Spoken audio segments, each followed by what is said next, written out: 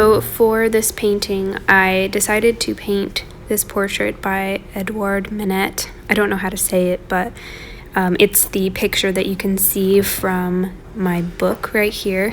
This is just a book of Impressionist paintings. And I stumbled on this, and there was something that I really liked about it.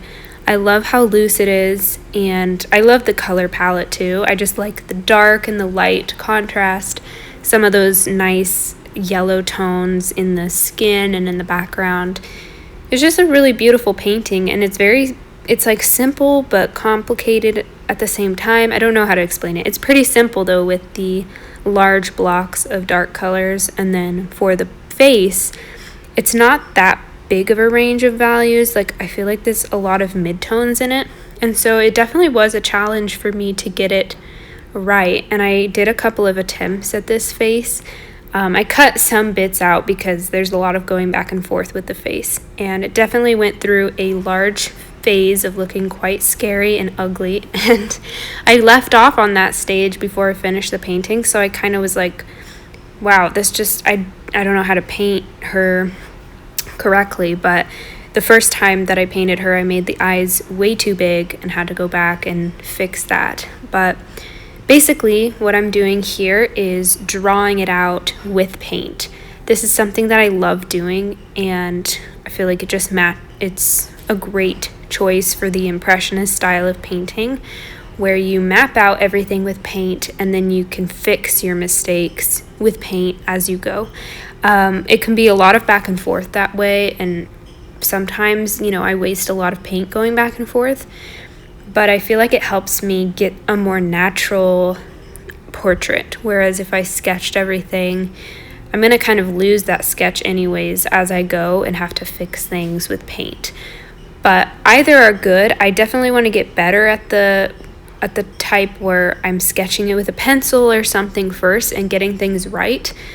Sometimes I sketch things out with a pencil loosely and then I fix it with the paint drawing, if that makes sense. But I'm definitely not great at going in with a pencil, getting everything right, and then painting it. And you can see my block in here of her, I guess the hat she's wearing. I don't really know.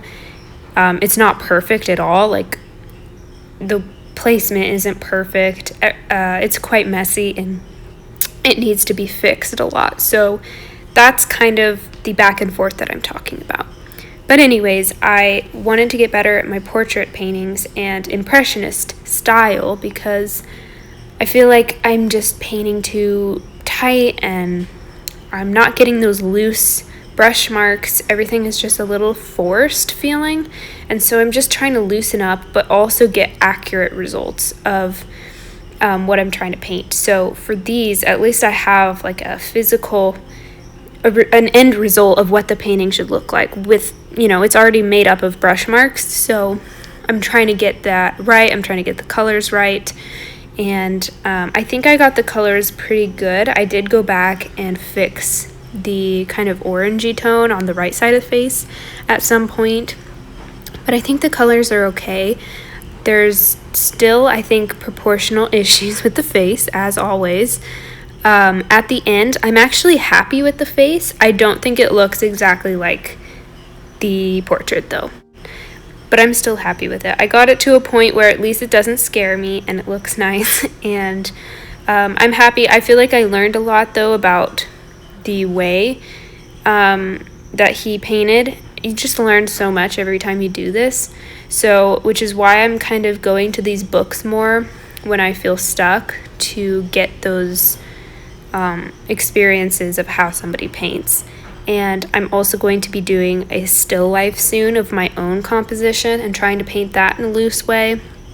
And so kind of doing these studies and then launching into my own work, I feel like will teach me a lot, and hopefully it will also inspire you to do the same if you're in the same kind of place with your art, or you're trying to get this Impressionist style. There's so many beautiful paintings and so many books out there of paintings. I kind of like using a book just because sometimes when I'm using my iPad, the light is going to look different at different times of day, or depending on the brightness of my iPad, I might paint something different. Plus, I just kind of like not having to have a screen right by me. Like, it just feels very nice to just have a book and my paintbrush, and that's all I need. Same with a still life. There's just something nice about painting something right in front of you. So that's kind of what I'm going to be working on in the next week. But yeah, I wanted to share this painting because it was really fun to work on and a really good exercise to work on a master copy. So I hope it can inspire you, and I hope you enjoy watching it.